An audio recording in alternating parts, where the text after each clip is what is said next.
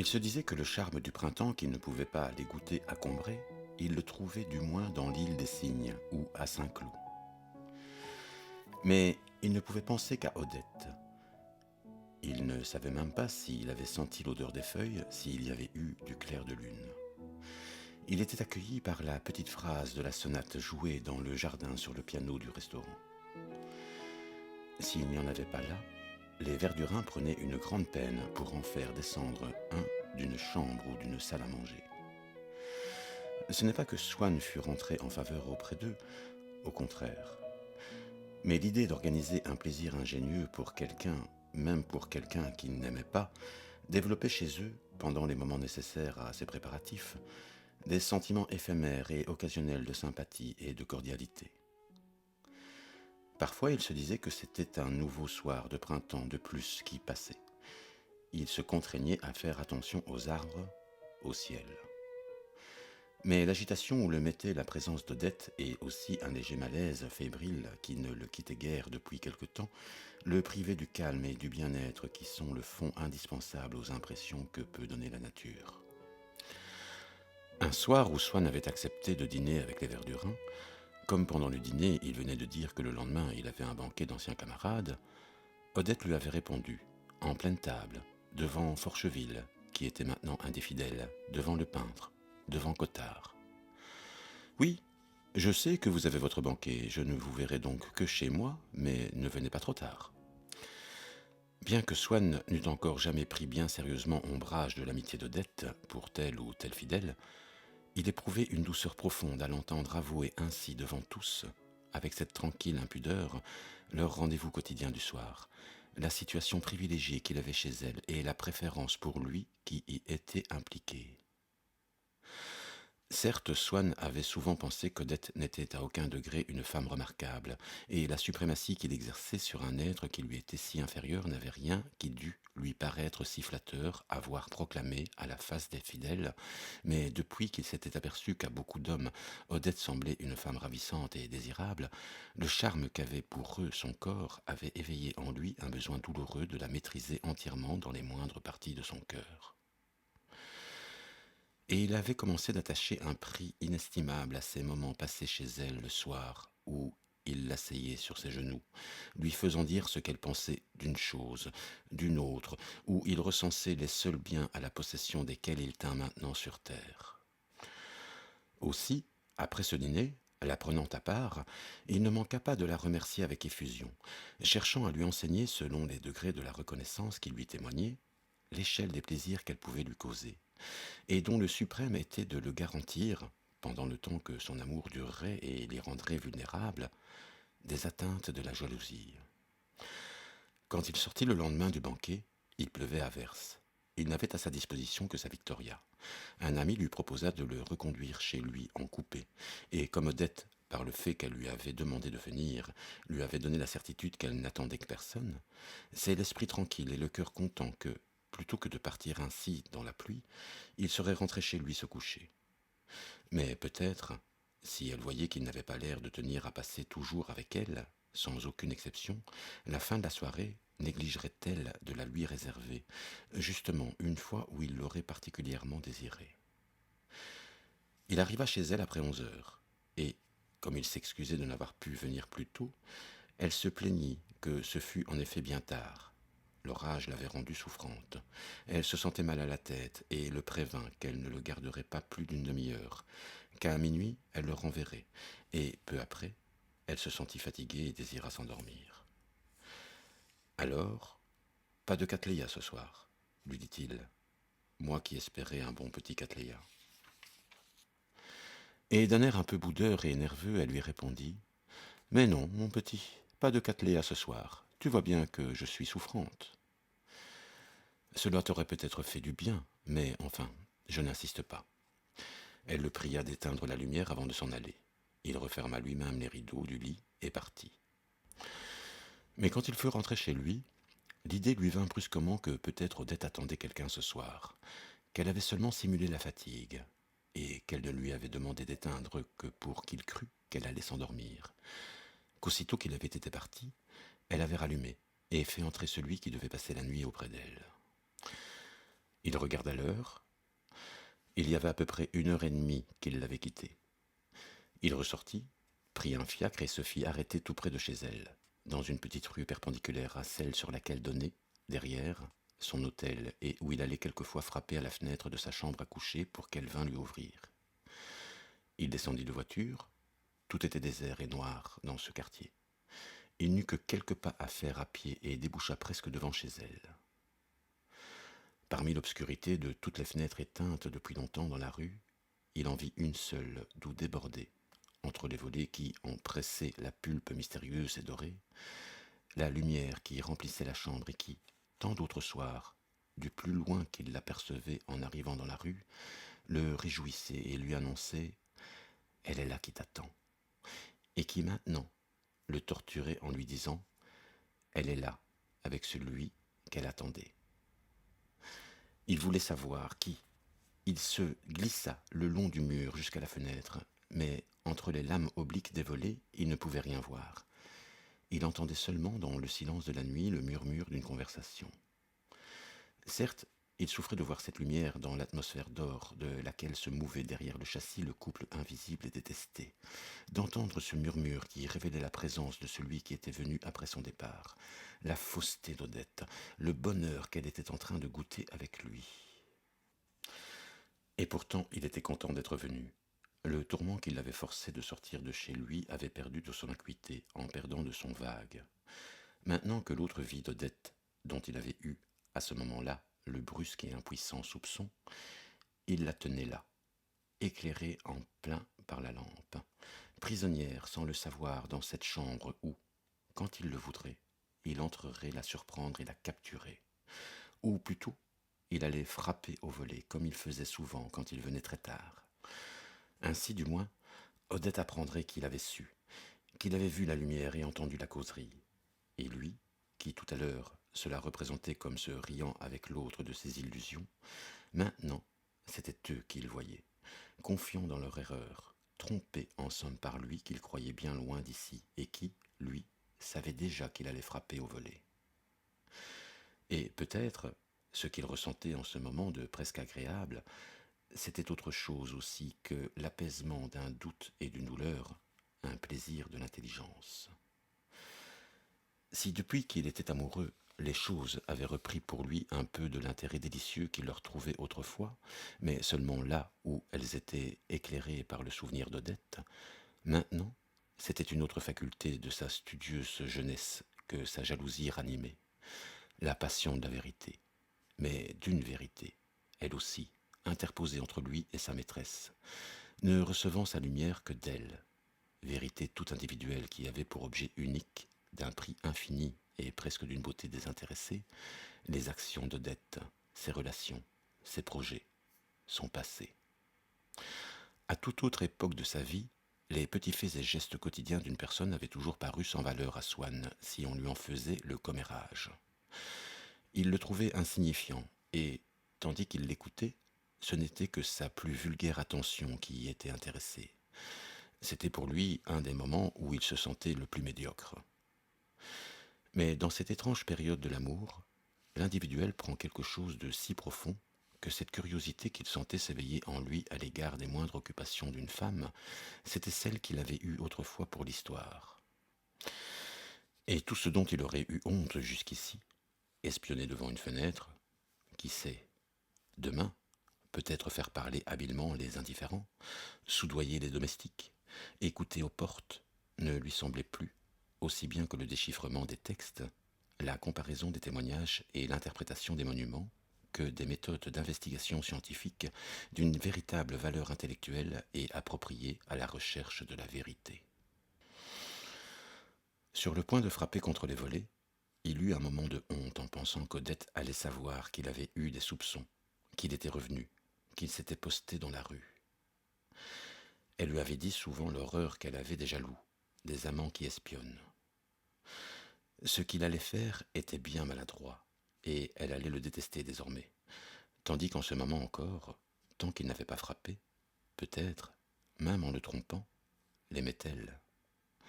Que de bonheur possible dont on sacrifie ainsi la réalisation à l'impatience d'un plaisir immédiat. Mais le désir de connaître la vérité était plus fort et il lui sembla plus noble.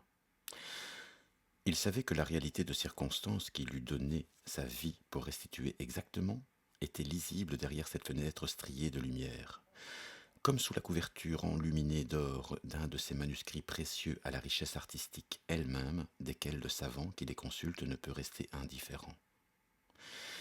Il éprouvait une volupté à connaître la vérité qui le passionnait dans cet exemplaire unique, éphémère et précieux, d'une matière translucide, si chaude et si belle.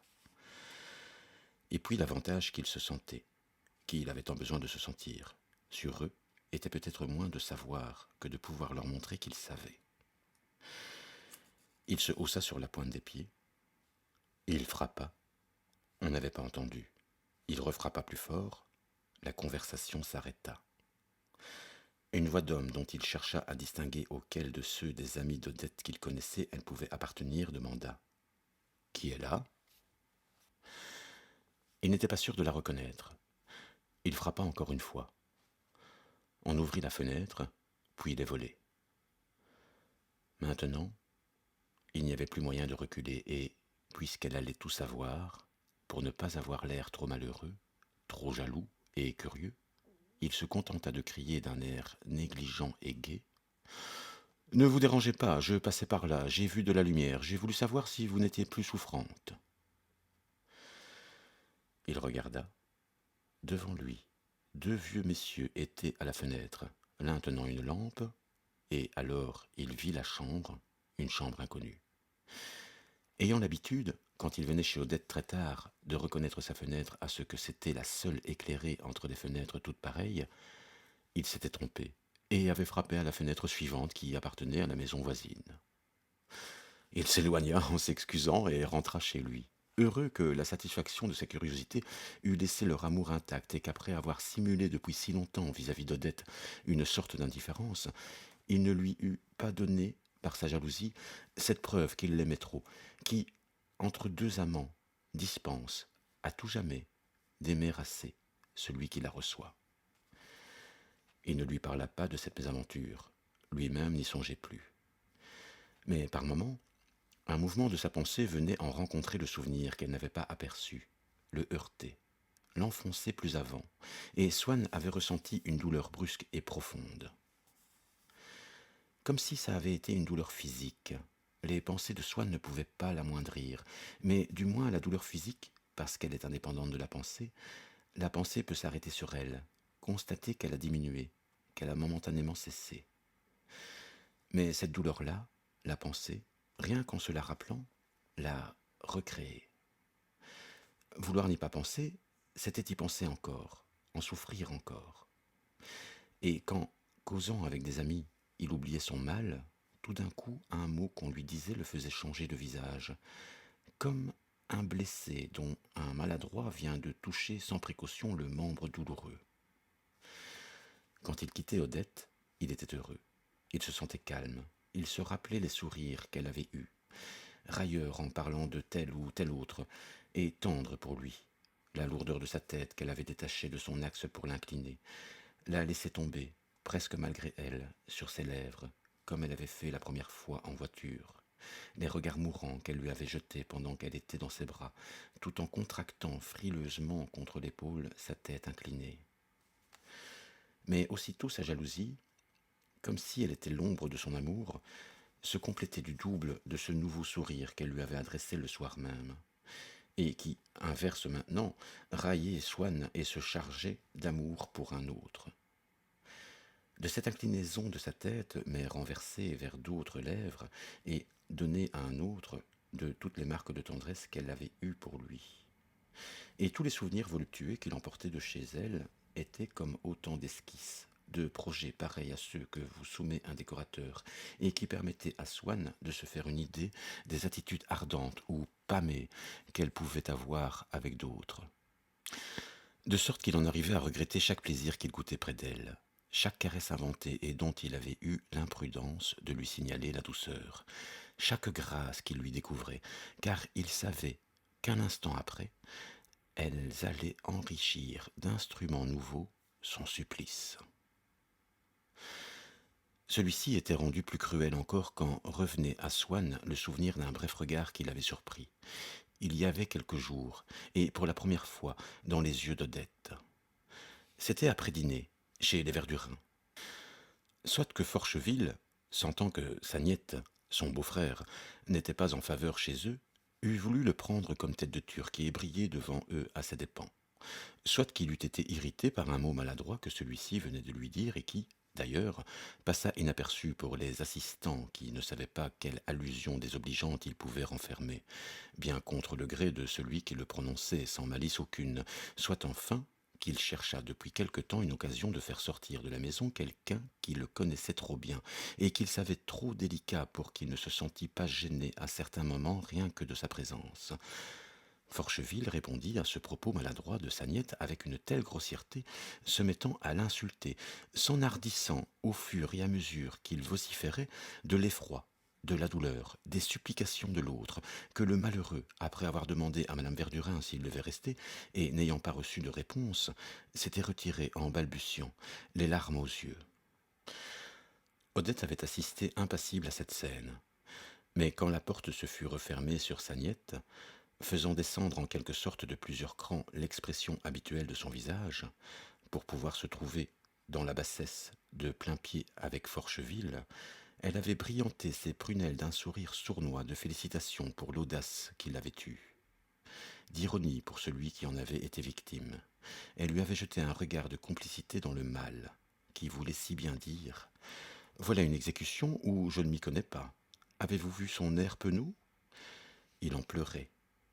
Que Forcheville, quand ses yeux rencontrèrent ce regard, dégrisé soudain de la colère ou de la simulation de colère dont il était encore chaud, sourit et répondit. Il n'avait qu'à être aimable. Il serait encore ici. Une bonne correction peut être utile à tout âge. Un jour que Swann était sorti au milieu de l'après-midi pour faire une visite, n'ayant pas trouvé la personne qu'il voulait rencontrer, il eut l'idée d'entrer chez Odette à cette heure où il n'allait jamais chez elle, mais où il savait qu'elle était toujours à la maison à faire sa sieste ou à écrire des lettres avant l'heure du thé, et où il aurait plaisir de la voir un peu sans la déranger. Le concierge lui dit qu'il croyait qu'elle était là. Il sonna, crut entendre du bruit, entendre marcher, mais on n'ouvrit pas. Anxieux, irrité, il alla dans la petite rue où donnait l'autre face de l'hôtel, se mit devant la fenêtre de la chambre d'Odette, les rideaux l'empêchaient de rien voir. Il frappa avec force au carreau, appela, personne n'ouvrit. Il vit que des voisins le regardaient. Il partit, pensant qu'après tout, il s'était peut-être trompé en croyant entendre des pas, mais il en resta si préoccupé qu'il ne pouvait penser à autre chose. Une heure après, il revint. Il la trouva. Elle lui dit qu'elle était chez elle tantôt quand il avait sonné, mais dormait. La sonnette l'avait éveillée, elle avait deviné que c'était Swann.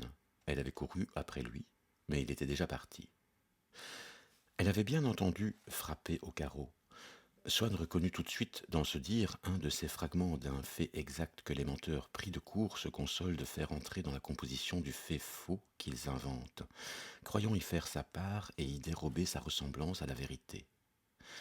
Certes, quand Odette venait de faire quelque chose qu'elle ne voulait pas révéler, elle le cachait bien au fond d'elle-même.